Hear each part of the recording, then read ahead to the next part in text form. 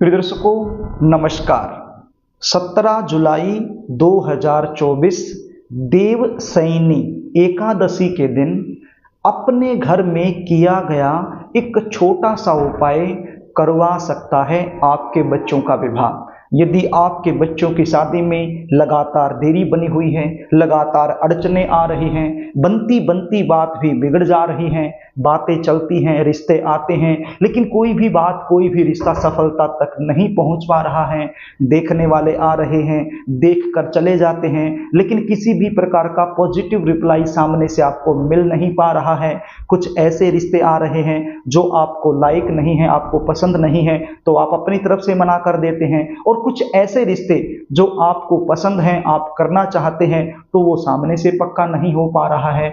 और कई बार रिश्ता पक्का होकर के भी टूट जा रहा है, या फिर रिश्ते आना बंद हो गए हैं, बच्चों की उम्र लगातार निकलती जा रही है, आप बहुत ज्यादा परेशान हो गए हो, तो प्रिय दर्शकों इस वीडियो को अंत तक जरूर देखना, क्योंकि आज मैं इस वीडियो के माध्यम से देवशयनी एकादशी के दिन किए जाने वाला जल्दी शादी होने का एक विशेष उपाय आपको बताने वाला हूं, जो बड़ा ही प्रभावशाली है, बड़ा ही सरल है।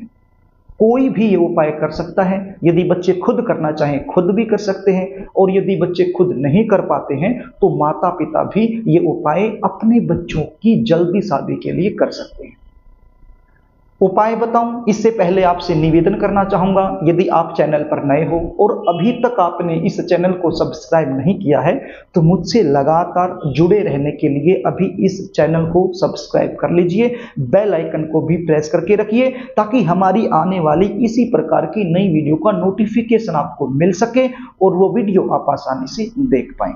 प्रिय दर्शकों, इस चैनल के माध्यम से मैं लगातार विवाह में आ रही अड़चनों को दूर करने के विशेष उपाय लेकर आपके सामने उपस्थित रहता हूं। यदि चैनल को आपने सब्सक्राइब कर लिया तो आप मुझसे जुड़ जाएंगे, और जो भी हम वीडियो अपलोड करेंगे वो सबसे पहले आपको मिलती रहेंगी, इसलिए चैनल को सब्सक्राइब जरूर कर लेना। प्रिय दर्शकों, अब आप उपाय सुन लीजिए, इसको ध्यान से सुन लीजिए। 17 जुलाई 2024 देवशयनी एकादशी बुधवार के दिन आ रही है। एक अच्छा योग बन रहा है, शुभ संयोग बन रहा है, तो इसी शुभ संयोग में आपने ये उपाय करना है। ये उपाय आप सुबह के समय भी कर सकते हो, शाम के समय भी कर सकते हो। मैं तो यही कहूंगा, यदि आप सुबह के समय कर देते हो तो अच्छा रहेगा। करना क्या होगा, सुबह आपने जल्दी उठना है, स्नान आदि से निवृत्त होकर के साफ सुथरे धुले हुए वस्त्र आपने धारण करने हैं। आपके घर का जो पूजा मंदिर है उसकी आपने सफाई करनी है। एक शुद्ध देसी घी का दीपक आपने पूजा घर में लगा देना है, और एक धनिये की गुच्छी आपके पास होनी चाहिए। धनिये की यानी हरा धनिया, हरे धनिये की गुच्छी आप अपने पास ले लीजिए, या तो एक दिन पहले ही लाकर अपने घर में रख लीजिए फ्रिज में, या फिर सुबह जल्दी आप ले आइए और दीपक लगाने के बाद पूजा मंदिर में ही बैठ जाइए, और धनिये की जो गुच्छी है इसको भी साथ में लेकर बैठ जाइए। इसको अपने पास में रख लीजिए और हाथ जोड़ करके सबसे पहले गणपति जी महाराज से प्रार्थना कीजिए, हे गणपति जी महाराज, आप विघ्नों को हरने वाले हैं, संकटों का नाश करने वाले हैं और बिगड़ी बात को बनाने वाले हैं। मेरी भी एक बात बिगड़ी हुई है, मेरे बच्चों की शादी में लगातार देरी चली हुई है, बहुत ज्यादा परेशान हो गए हैं। बहुत सारे उपाय करते रहते हैं, यूट्यूब से भी बहुत उपाय देख रहे हैं, वो भी कर रहे हैं, लेकिन फायदा नहीं हो रहा है, बात ही नहीं बन रही है। तो इस प्रकार से आप प्रार्थना करें कि हे गणपति जी महाराज, ये उपाय मैं आज करने वाले हूँ, इसका करने वाला हूँ या करने वाली हूँ, तो इसका जो पुण्य फल है मुझे मिले। इस प्रकार से आपने गणपति जी महाराज से सबसे पहले आपने प्रार्थना करनी है। यदि आप बच्चे हैं तो भी इसी प्रकार से, और यदि आप माता पिता हैं तो भी इसी प्रकार से आपने प्रार्थना करनी है। उसके बाद आपने ये धनिये की गुच्छी अपने हाथ में लेनी है। अपने हाथ में लेकर के अपनी मनोकामना बोलते हुए श्री विष्णु भगवान से, श्री कृष्ण भगवान से, परम पिता परमेश्वर से बिल्कुल भाव से, समर्पण भाव से, शिद्दत से आपने बिल्कुल भावना भरी भावना से, यानी कि बिल्कुल भाव से आपने प्रार्थना करनी है कि हे परम पिता परमेश्वर, मेरे बच्चों की शादी में लगातार देरी बनी हुई है, तो ये समस्या बहुत बड़ी समस्या मेरे लिए बन गई है। लोग भी ताने देना शुरू कर रहे हैं और खाना भी अच्छा नहीं लगता है, क्योंकि बच्चों की उम्र जब बहुत ज्यादा बढ़ जाती है तो मुझे पता है बड़ी तकलीफ होती है माता पिता को जब तक रिश्ता पक्का नहीं होता है, बड़ी टेंशन, बड़ी परेशानी रहती है, भूख प्यास तक बंद हो जाती है कई माता पिताओं की। तो बिल्कुल भाव से आप प्रार्थना कीजिए और अपनी मनोकामना बोलते हुए ये धनिये की गुच्छी जो है ये आप अपने पूजा मंदिर में अर्पित कर दीजिए और वहीं पर बैठकर एक मंत्र का जाप कीजिए। बिल्कुल सुना सुनाया मंत्र है, बिल्कुल आसान सा मंत्र है, ओम नमो भगवते वासुदेवाय, ओम नमो भगवते वासुदेवाय। तो इस मंत्र का जाप आप कीजिए। कितनी बार करना है? 108 बार। एक माला इस मंत्र की निकाल दीजिए। तो प्रिय दर्शकों, एक माला इस मंत्र के निकालने के बाद आपने फिर से एक बार विष्णु भगवान से प्रार्थना करनी है। देखिए, प्रार्थना में भाव होना चाहिए, जरूर आपकी जो प्रार्थना है स्वीकार करेंगे।